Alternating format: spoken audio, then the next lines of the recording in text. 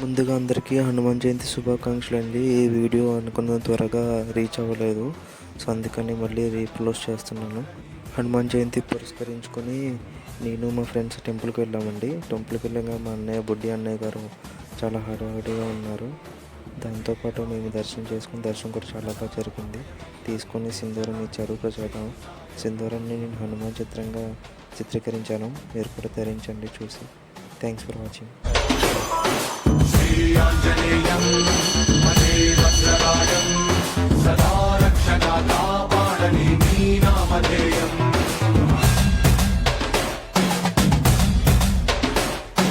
श्रीयाञ्जनेयं भजे वायुपुत्रं सदा अभयमय्यन्तिचराणि चेति सायम्